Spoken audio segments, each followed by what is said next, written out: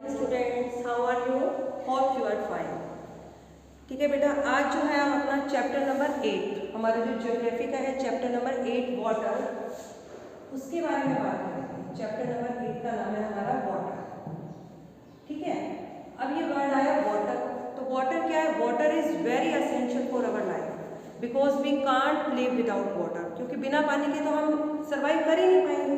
तो वाटर हमारे लिए बहुत ही ज़्यादा इम्पॉर्टेंट है। But you all know, we always hear about the shortage of water. हम हमेशा सुनते रहते हैं कि वाटर की कमी है, वाटर की कमी है, save water, save water, save every drop of water. हम हर बार ये बात सुनते ही रहते हैं। उसका रीज़न क्या है कि इतना पृथ्वी पर इतना वाटर है, इट मीन्स अगर हमारी टोटल अर्थ लें तो अर्थ के 71% पार्ट पर आपको वाटर मिलेगा और ओनली 29% पार्ट ही लैंड है। ठीक है, वाटर 71% है, इसी कारण हमारे अर्थ को वाटरी प्लेनेट और ब्लू प्लेनेट भी कहते हैं। आप सभी को पता है कि 71% जो हमारा अर्थ सरफेस है वो वाटर से कवर है। अब इतना वाटर होने के बावजूद भी हम एक ब्लू प्लेनेट पर रह रहे हैं, वाटरी प्लेनेट पर रह रहे हैं, फिर भी हम वाटर की शॉर्टेज को फेस करते हैं। उसका रीज़न क्या है? उसका सबसे बड़ा रीज़न ये है कि जितना भी हमारे पास टोटल वाटर है, ये जो हो गया हमारा टोटल वाटर, 71% जो हमारा टोटल वाटर है, ये आपका 100% वाटर हो गया। ठीक है, इस 100% वाटर का ये टोटल अमाउंट हो गया, टोटल वाटर हो गया। और जो वाटर है हमारा, उसका जो मेन सोर्स है वो आपको ओशंस में है। आपकी वाटर बॉडीज जो है मेन ओशंस हैं, आपके सीज हैं, रिवर्स हैं, लेक्स हैं, इन सब जगह पर आपको वाटर मिलता है ना, आप सभी जानते हैं। अब जो हमारा टोटल वाटर है, टोटल वाटर का जो हमारा 97% पार्ट है, 97% जो पार्ट है वाटर का, वो हमारा ओशन और सीज में है। ओशन और सीज के अंदर है, दैट इज कैसा? That is salty. ये वाटर कैसा है? सॉल्टी है। वी कांट यूज इट, हम इसका इस्तेमाल नहीं कर पाते क्योंकि इसके अंदर सॉल्ट का अमाउंट काफ़ी ज़्यादा है। अगर हम बात करें सैलिनिटी की, एक वर्ड आपने सुना होगा सैलिनिटी। अब सैलिनिटी क्या होता है? Amount of salt present in the ocean water, कि कितना सॉल्ट जो है ओशन वाटर में प्रेजेंट है, वो ओशन की सैलिनिटी कहलाती है। हर एक ओशन की, हर एक सी की सैलिनिटी अलग है, लेकिन जो एवरेज सैलिनिटी है वो है 35 ग्राम पर 1000 लीटर, कि 1 लीटर वाटर के अंदर 35 ग्राम नमक जो है ना, वो आपकी एवरेज सैलिनिटी कहलाता है। अब हमने देखा कि 97% वाटर तो ऐसा है जो सैलाइन है, जिसे हम यूज ही नहीं कर पाते। अब रिमेनिंग कितना रह गया? जो हमारे पास रिमेनिंग पार्ट रहा वो सिर्फ 3%। अब ये 3% वाटर भी हम यूज नहीं कर पाते क्योंकि मोर देन 2% वाटर, इसमें से भी जो मोर देन 2% वाटर है वो आपका कहाँ पर है? वो या तो आपका वाटर वेपर के रूप में, ठीक है, वाटर वेपर है, या आपका अंडरग्राउंड है, या आपका ग्लेशियर्स के रूप में। आपने देखा ना माउंटेन्स के ऊपर जो है, जैसे कि आपका माउंट एवरेस्ट है, जो हाईएस्ट माउंटेन की जो पीक्स हैं वो ऑलवेज कवर्ड विद स्नो, हमेशा ही बर्फ से कवर रहती है। तो मोर देन 2% वाटर तो आपका वहाँ चला गया। अब आपके पास बचा only less than 1% water, less than 1% water. सिर्फ यही आपके यूज के लिए सुटेबल है। इसी कारण इतना वाटर होते हुए भी हमारे यूज के लिए सिर्फ लेस देन 1% वाटर बचा, वो भी हमारे रिवर्स में है और हमारे लेक्स में मिलता है। और लेक्स भी कुछ सॉल्टी पाई जाती है। अब देखो रिवर में वाटर कहाँ से आता है? रिवर का सबसे बड़ा सोर्स होता है रेनफॉल। या तो माउंटेन से आएगा, टेम्परेचर हाई होगा तो ग्लेशियर्स जो है मेल्ट होंगे तो रिवर में वाटर आएगा, या फिर आप कह सकते हैं कि रेनफॉल हमारे लिए फ्रेश वाटर का सबसे बड़ा सोर्स है। अगर हम बात करें रेनफॉल की, ठीक है, तो वाटर साइकिल होता ही रहता है। तो अब हम रेनफॉल की बात कर रहे हैं ना, तो उसके लिए सबसे पहले हमें वाटर साइकिल के बारे में जानना जरूरी है। अब वाटर साइकिल की बात करें तो वाटर साइकिल मीन्स चक्र का चलते रहना।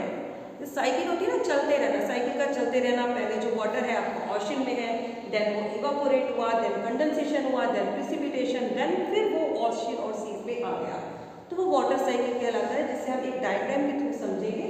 देखिए, ये हम एक बॉक्स बना लेते हैं पहले। अब आपका जो है सन, ठीक है, ये हुआ आपका सन और ये हो गई आपकी वाटर बॉडीज। वाटर बॉडीज के पास अब बाद में आपका लैंड पार्ट भी है, आपके माउंटेन माउंटेन्स भी हैं। देन सन की हीट के कारण ये जो वाटर है आपका जो है हीटअप होना शुरू होता है और जो पानी है वो गैसेस फॉर्म में आ जाता है। तो वाटर इवापोरेट होगा तो वो ऊपर की तरफ आएगा। इस प्रोसेस को हम बोलते हैं इवापोरेशन। इस प्रोसेस को कहा जाता है इवापोरेशन। इवापोरेशन मतलब पानी का वाष्पित होना, पानी भाप बनकर उठ जाना। आप देखते हैं जब भी हम अपने घर में वाटर को बॉयल करते हैं तो जब पानी बॉयल होने लगता है ना तो काफ़ी तेज उसमें से जो है आप देखते हैं धुआं सा हम कहते हैं ना निकल रहा है उसमें, तो वो क्या है पानी जो है वो वेपर बनकर ऊपर की तरफ जाता है। अब जब ये पानी हमारा ऊपर की तरफ गया और एक एटमॉस्फेयर के अंदर एक कोल्ड एयर के कॉन्टेक्ट में आता है तो ये वापस छोटी छोटी वाटर ड्रॉपलेट में आ जाता है। अब ये छोटी छोटी जो वाटर ड्रॉपलेट आ गई इन्हें हम कहते हैं कंडेंसेशन। ये प्रोसेस है आपका कंडेंसेशन का। ये छोटी छोटी वाटर ड्रॉपलेट में आ गए। अब ये जो वाटर ड्रॉपलेट है ये आपकी जो है फ्लोट करने लगती है जिसके कारण आपके क्लाउड्स बनते हैं। हम बोलते हैं कि क्लाउड्स बन गए, बादल बन गए। ये क्या है जो वाटर आपका इवापोरेट हुआ, जो वाटर आपका इवापोरेट हुआ वही जो है आपका कंडेंस हो गया। ठीक है, अब वाटर इवापोरेट हो चुका, ये कंडेंस हो गया, छोटी छोटी ड्रॉपलेट में आ गया। जब ये ड्रॉपलेट आपकी काफी हैवी हो गई तो ये जो है वापस धरती पर जो है आपकी आने लगी। ये जो मॉइस्चर है धरती पर नीचे की तरफ आने लगा, इसे हम बोलते हैं प्रिसिपिटेशन। प्रिसिपिटेशन का मतलब होता है वर्षण। ठीक है, प्रिसिपिटेशन मीन्स वर्षण, मतलब किसी भी रूप में होना, चाहे आपका रेनफॉल हो रहा है लिक्विड फॉर्म में, या फिर आपके ओले गिर रहे हैं, हेलस्टोन है, या फिर आपकी बर्फ गिर रही है, स्नो फ्लैक्स है, उन सबको कॉमन हम प्रिसिपिटेशन कहते हैं। ये वाटर आपका अगेन वाटर बॉडीज में आ गया। तो ये जो साइकिल है इवापोरेशन, कंडेंसेशन, देन प्रिसिपिटेशन, फिर ये सीज में आया, ये साइकिल चलता ही रहता है। और वाटर जो है हमें ओशन का जो वाटर है वो हमें जो है रेनफॉल के रूप में फ्रेश वाटर मिलता ही रहता है। ठीक है, अब इसकी बात करें अगर हम जो हमारा वाटर है, वाटर की मूवमेंट, ठीक है, वाटर की मूवमेंट की बात करें तो जो हमारी वाटर की मूवमेंट्स भी हमारी 3 टाइप्स की होती है। एक है हमारी वेव्स, सेकेंड है हमारे टाइड्स, थर्ड है हमारा करंट। ठीक है, अब वेव्स क्या है? Up and down of ocean water. Ocean या सीज का वाटर जब अप एंड डाउन मूवमेंट करता रहता है उसे हम वेव्स कहते हैं, तरंगे कहते हैं। इसका जो ये हाईएस्ट पॉइंट है ये वाला पॉइंट, इसे क्रेस्ट कहा जाता है, और जो ये लोएस्ट पॉइंट है इसे ट्रॉफ कहा जाता है। ये तो हो गई क्रेस्ट। दो क्रेस्ट के बीच में, ये क्रेस्ट और ये क्रेस्ट, इसके बीच में ये कितनी ऊंचाई पर होगी ये डिपेंड करता है इसकी लेंथ पर। ठीक है, दो क्रेस्ट के बीच में कितना डिफरेंस होगा ये वेव्स की लेंथ पर डिपेंड करता है। नेक्स्ट आया हमारा टाइड्स। अब टाइड क्या है? टाइड भी ओशन वाटर का जो है राइज एंड फॉल होना है, मतलब अल्टरनेट होता है, alternate rise and fall of water twice in a day is called a tide. ठीक है, किसके कारण होता है? Cause between the gravitational power of sun and moon on the earth. जब सूर्य और चंद्रमा अपना ग्रेविशनल पावर अर्थ पर लगाते हैं तब टाइड्स आते हैं। और टाइड्स जो है ये भी 2 टाइप के हैं आपके, एक है आपका नीप टाइड और दूसरा है आपका स्प्रिंग टाइड। आप सभी जानते हैं कि चैप्टर में पढ़ रखा है, आज हम इसकी रिवीजन कर रहे हैं। ठीक है, ये नीप टाइड और दूसरा है आपका स्प्रिंग टाइड। अगर अब हम बात करें नीप टाइड की, नीप या स्प्रिंग 2 टाइप्स के हैं। इसमें हम इसकी जो है लोकेशन देखेंगे कि हमारी अर्थ की लोकेशन कहाँ पर है। ठीक है, अर्थ की लोकेशन की बात करें और अगर हम देखें स्प्रिंग टाइड के अंदर जो हमारा अर्थ, सन और मून तीनों जो है एक स्ट्रेट लाइन के अंदर होते हैं। एक स्ट्रेट लाइन में है तो हम इसकी पोजीशन को बनाकर देख लेते हैं। ये हुआ हमारा सन, ये मून और ये अर्थ। ठीक है, इसमें तीनों के तीनों जो है स्ट्रेट लाइन में मिलेंगे, लेकिन ये 2 दिन होता है, मंथ के 2 दिन जो है आपका टाइड होता है, फुल मून और न्यू मून। फुल मून हुआ आपका पूर्णिमा का दिन और न्यू मून हुआ आपका अमावस्या का दिन। अब आप यहाँ देखिए, यहाँ मून की लोकेशन है तो इस पार्ट पर, क्योंकि हम मून को हमेशा एक ही साइड देख पाते हैं, आप सभी जानते हैं ना, we always see one side of the moon. अब ये जो पार्ट है इस पर सन की कोई लाइट नहीं पड़ रही, ये आपका कौन सा है? न्यू मून का दिन है, अमावस्या का दिन है, तो इस दिन टाइड आया। दूसरी इसकी पोजीशन क्या हो सकती है? सन, यहाँ पर अर्थ और यहाँ मून। अब यहाँ पर सन की लाइट जो है वो मून के हाफ फेस पर पड़ रही है, इस कारण हमें अर्थ से जो मून है वो पूरा दिखेगा, तो वो हुआ पूर्णिमा का दिन।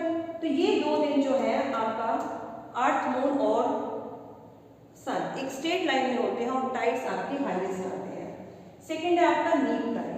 अगर अब हम नीप टाइड की बात करें तो नीप टाइड में क्या है, इसकी लोकेशन चेंज हो जाएगी। सन, मून और अर्थ ये ना एक 90 डिग्री का एंगल बनाएंगे। 90 डिग्री एंगल मीन्स सन और moon make a 90 degree angle on the earth centre, means ऐसे यहाँ पर आपका अर्थ रहेगा, यहाँ आपका सन और ये आपका मून। ये भी आपके 2 डेज हो सकते हैं, first and last quarter of the moon. अब क्वार्टर क्या होता है, क्वार्टर मीन्स 1 पार्ट। ये आपका फुल मून है, इतना ले लें तो हम हाफ हो गया, इसका भी अगर हम हाफ कर दें तो ये हो गया आपका क्वार्टर साइज।